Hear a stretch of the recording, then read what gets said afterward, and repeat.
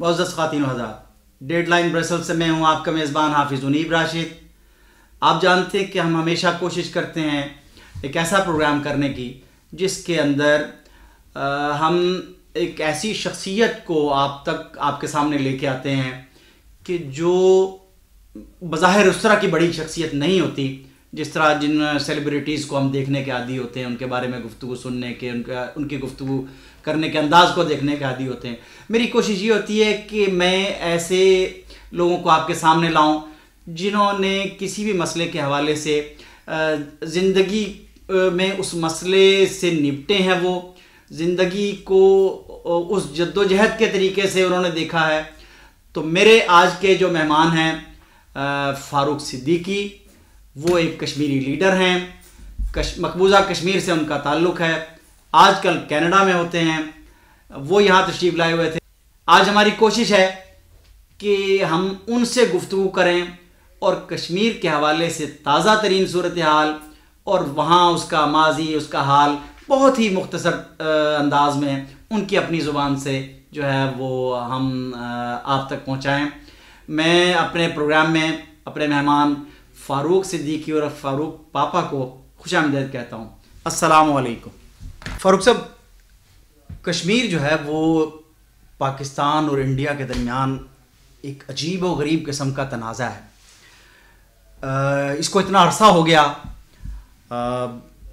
کشمیری اور پاکستانی کہتے ہیں یہ حق پہ مبنی تنازع ہے ان کے نقطہ نظر سے، انڈیا کہتا ہے نہیں یہ میرا حصہ ہے، یہ میں نہیں دے سکتا آپ کو۔ تو ایک کشمیری کے طور پہ آپ اسے کس طرح دیکھتے ہیں؟ دیکھیں جی، جس چیز کو آپ نے چھیڑا ہے، ہندوستان اور پاکستان کے بیچ میں ایک کنفلکٹ جو کشمیر آپ کی نظروں میں ہے یا دنیا کے نظروں میں ہے یا دنیا کے ارباب اقتدار جو ہیں ان کے نظروں میں ہے، لیکن اصل میں اگر آپ اس مسئلے کو ذرا غور سے دیکھیں گے تو یہ مسئلہ 1947 سے پہلے بھی مسئلہ تھا ہیومن رائٹس کا اور ہیومن ایشوز کا، کیونکہ اگر آپ نے دیکھا ہوگا کہ 1931 میں بھی ایک تحریک چلائی جو شیخ محمود عبداللہ کے زیر سرپرستی میں، اس سے پہلے بھی بہت سی تحریکیں چلی ہیں جس میں کشمیر باہر کے حکمرانوں کی غلامی میں مبتلا تھا۔ So this history of Kashmir of occupation is more than only 60 years of Indian rule. تو ہماری جدوجہد ہمیشہ رہی ہے، وہ ڈوگرا رول میں بھی، وہ ہندوستان کی اس وقت آکوپیشن جو ہے اس میں بھی، اور اس سے پہلے بھی جو باہر سے ہمارے اوپر حکومتیں کرتے تھے اور ہم کو سرفڈم میں رکھا تھا۔ تو یہ ایک ہیومن ایشو ہے جو بہت پہلے سے آ رہا ہے، اور اس میں مورل رسپانسبلٹی بنتی ہے، انٹرنیشنل کمیونٹی کی بنتی ہے، لیکن مورل رسپانسبلٹی بنتی ہے ان نیبرس کی جو کشمیر کے ساتھ وابستہ ہیں، وہ ہندوستان ہو، پاکستان ہو، چائنا ہو، افغانستان ہو، یا کوئی جو اس مسئلے کو ایک ہیومن ایشو سے دیکھیں اور اس میں مسئلہ حل کر لیں۔ تو یہ میں آپ کو اس لیے کہتا ہوں کہ جب آپ نے کہا کہ یہ کنفلکٹ ہے، یہ کشمیری کس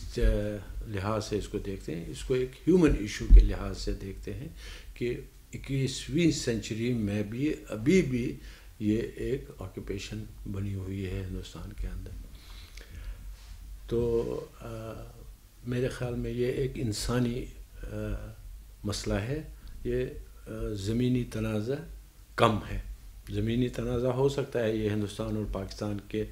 نظروں میں، لیکن کشمیریوں کے نظروں میں یہ ایک انسانی مسئلہ ہے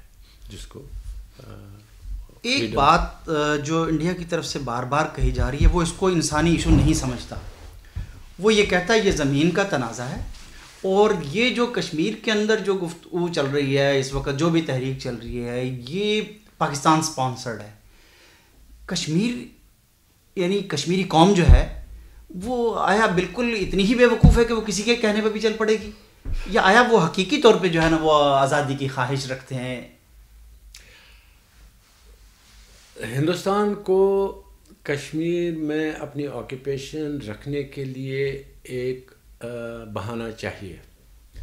ورنہ آکوپائی کنٹینیوسلی یہ آکوپیشن نہیں رکھ سکتا ہے،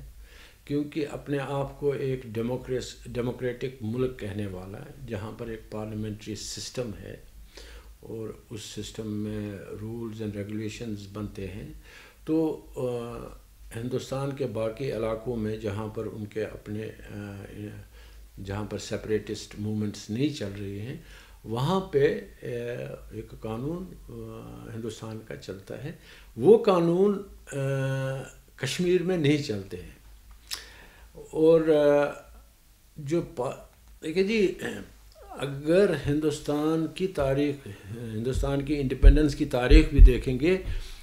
پنڈت جواہر لال نہرو جو پرائم منسٹر تھا، پہلا پرائم منسٹر، وہ خود اپنے پارلیمنٹ کے فلور میں کشمیریوں کے ساتھ یہ وعدہ کرتا ہے کہ میں جی آپ کو استفاء رائے سے اپنی مرضی کا فیصلہ کرنے دوں گا۔ اگر وہ سری نگر بھی آتا ہے، وہاں پہ لال چوک میں تقریر کرتا ہے، ان سے پرامس کرتا ہے، تو یہ ہندوستان کی ایک دھوکہ دہی ہے کہ کشمیریوں کو وہ اپنی سیلف ڈٹرمنیشن نہیں دے رہا ہے۔ تو میں آپ کے اس سوال سے کو میں سپلیمنٹ اس اور بھی کر لوں گا کہ ہندوستان کو اگر ہندوستان پاکستان سے یہ کہہ رہا ہے کہ یہ آپ کی اسپانسرڈ تحریک ہے، وہ غلط ہے اس کی، کیونکہ جب ہندوستان نے خود ہی مسئلے کو تسلیم کیا ہے، ہندوستان نے خود ہی یونائٹڈ نیشن میں جا کر یہ کہا ہے کہ بھائی میرا یہ ایک مسئلہ ہے، آپ اس کو حل کر لیجئے، تو اگر وہ حل نہیں ہوتا ہے، 60 سال تک اس نے حل نہیں کیا، کوئی کوشش نہیں کی اس کو حل کرنے کے لیے، تو یہ کیسے ہو سکتا ہے کہ یہ جو سپانسرڈ ہے پاکستان، ہو سکتا ہے کہ کشمیری لوگ پاکستان سے سپورٹ لے رہے ہیں، مورل سپورٹ ہے، وہ ان کا اسٹیٹڈ سٹینڈ ہے پاکستان کا کہ وہ کشمیریوں کو ایک مورل سپورٹ دے رہے ہیں، ایک پولیٹیکل سپورٹ دے رہے ہیں، یا کوئی ڈپلومیٹک سپورٹ دے رہے ہیں۔ مجھے یہ نہیں معلوم ہے کتنا ڈپلومیٹک سپورٹ وہ دے رہے ہیں، لیکن اگر وہ دے رہے ہیں تو اس میں کوئی ہندوستان کو اس میں کوئی حرج نہیں ہونا چاہیے، کیونکہ پاکستان کا اور کشمیریوں کا ایک سٹینڈ، متفق سٹینڈ ہے کہ ان کو سیلف ڈٹرمنیشن دینا چاہیے، جس کو وہ ریجیکٹ کر رہا ہے ہندوستان۔ اب اگر کشمیریوں اور پاکستان میں کوئی ڈفرینس آف اوپینین ہے سیلف ڈٹرمنیشن پر، وہ ہندوستان جب ایگری کر لے گا، وہ ڈفرینسز کشمیری اور پاکستانی آپس میں مل بیٹھ کر وہ they can find a solution of that، کہ وہ ہندوستان کشمیریوں کا اور پاکستان کا کون سا ایک طریقہ کار ہوگا جس سے وہ ایک دوسرے آئیڈینٹی کو کھوئے نہ اور ہندوستان سے الگ ہو سکتے ہیں۔ اور سوری میں آپ رکا گا، کیا کشمیریوں نے واقعی ہتھیار اٹھائے تھے، تنگ آ کے ہتھیار اٹھائے تھے؟ آف کورس، یا صرف یہ پروپیگنڈا ہے؟ نہیں، ہم نے ہتھیار اٹھائے تھے، میں اس کی نفی نہیں کروں گا کہ یہ تو اگر نیلسن منڈیلا نے بھی ہتھیار اٹھائے تو کون سی غلطی کی اپارتھائڈ کے خلاف، اور اسی طرح سے اگر ہم نے بھی کشمیریوں نے ہتھیار اٹھائے، ہم نے 20-30 سال 40 سال پرامن طریقے سے ہندوستان کے ساتھ پروٹیسٹ کرتے رہے ہیں، سیاسی ان کے کہنے کے مطابق یہ بھی کہ بھائی آپ الیکشن لڑ لیجئے، تو الیکشن میں اگر آپ کو کامیابی ہو جائے گی، جو آپ ڈیسائیڈ کر لیں گے وہ ہو سکتا ہے۔ ہم نے الیکشنز بھی لڑے، وہ جو مسلم یونائٹڈ فرنٹ کے زیر اہتمام الیکشن ہوا، اس میں داندھی کی انہوں نے، only because they thought that if these people get elected in the legislative assembly, they might declare Kashmir as an independent state اور ریورٹ آل دا لاز جو پہلے نافذ کیے تھے انہوں نے ہندوستان نے. اس ڈر سے انہوں نے وہاں پر دھاندلی کی اور فاروق عبداللہ کو واپس لایا. So that was the reason کہ کشمیری یوتھ جو ہے تو اس وقت انہوں نے بولا کہ بھائی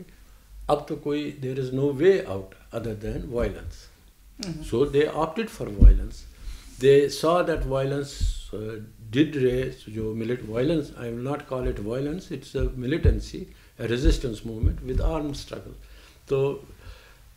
ہمیں یہ بھی معلوم تھا کہ آرمڈ اسٹرگل سے وہ ہم ہندوستان کو ڈیفیٹ تو نہیں کر سکتے ہیں, لیکن ایٹ لیسٹ جب آرمڈ اسٹرگل اسٹارٹ ہوئی اس سے ایک اویئرنیس ہو گئی کشمیر کی دنیا میں, ورنہ دنیا نے بھی کشمیر کو چھوڑ کے رکھا تھا in the hands of India. اب یہ ہے کہ آج ہم ہر جگہ پر دنیا کے ہر کونے پہ جاتے ہیں, جس طریقے سے بھی ہم اپنے مقدور کے مطابق کر سکتے ہیں تو وہ ہم کو ایکسیپٹ کرتے ہیں as Kashmiri, as a separate entity. آپ نے دیکھا ہم یورپین یونین میں آئے, we had delegation, we made a resolution also there. تو that was in presence of the European Parliament members, and they have promised that they will see that this whatever resolution that we have passed in the European Parliament, they will take the recommendation. تو اس کا ایک moral ہم کو یہ فائدہ مل رہا ہے کہ ایک اینٹیٹی کے حساب سے کشمیر کو ایکسیپٹ کیا جا رہا ہے انٹرنیشنل ایوانوں میں. اچھا, تو میں بار بار دراصل جو رخ ہے ہماری گفتگو کا اور میرے قارئین کے لیے یا میرے ناظرین کے لیے, وہ بنیادی طور پہ یہ ہے کہ ہم جو پاکستانی, ہم جب پیدا ہوئے, آپ سے شیئر کروں گا میں, تو ہم ان نعروں کے ساتھ ہم نے جنم لیا ہے کہ جو کشمیر ہے اس کے لیے ہماری بے شمار قربانیاں ہیں. آپ کو معلوم ہے کہ ہمارے ہاں باقاعدہ ایک پورا سال کے اندر ایک پورا دن جو ہے وہ کاروبار روک دیا جاتا ہے کشمیر کے حوالے سے, اور ہم پیدا ان نعروں کے ساتھ ہوئے تھے کہ لے کے رہیں گے کشمیر اور یہ سارا کچھ جو ہے اس طرح کی, یہ ہمارے قومی نعرے ہیں. اس کے لیے بے شمار قربانیاں دی ہیں پاکستان نے بھی. تو میرے بنیادی طور پہ میرے مخاطب ہم پاکستانی عوام بھی ہیں, اس سینس میں کہ ہم یہ دیکھنے کے خواہش مند ہیں کہ 6 دہائیوں سے جو بات چل رہی ہے اس میں وہ آیا, یعنی انڈیا جو اس کو یہ سمجھتا ہے اور اس کو یہ کہتا ہے, حالانکہ مختلف طریقوں سے اس کا اظہار ہوتا رہتا ہے. ابھی سیلاب آیا وہاں پہ, تو ہمارے سننے میں یہ آیا وہاں پہ, اور شاید آپ اس پہ زیادہ بہتر روشنی ڈال سکیں, کہ انڈیا نے جو ہے سیلاب جب اتنا, یعنی بالکل ایک غیر معمولی سیلاب تھا یہ جو ابھی آیا ہوا ہے, جو ابھی پاکستان کو تباہ کرتا ہوا گزر رہا ہے اس وقت, تو وہاں کشمیر کے اندر جو وہاں کے مقامی کشمیری تھے ان کو چھوڑ کے, اور اس نے اپنی جو فورسز ہیں ان کو بچانے کی کوشش کی. تو آیا آپ کے خیال میں ایسا ہے, آپ تک کچھ اطلاعات اس طرح کی آئی ہیں؟ جی, یہ تو اب پبلک ڈومین میں ہے. یہ تو دنیا کے تمام جو اخبارات ہیں, مین اخبارات ہیں, ان میں آ گیا ہے کہ کس طرح سے ہینڈل کیا ہے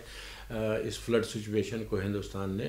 وہاں پہ مجھے تو افسوس سے یہ کہنا پڑتا ہے کہ ایک ریلیف کو تو امیجیٹلی اوپن کرنا چاہیے irrespective of where from it is coming. تو ہماری نوٹس میں یہ آیا کہ وہاں پہ کسٹمز دینا پڑے سم آف دا NGOs کو, جو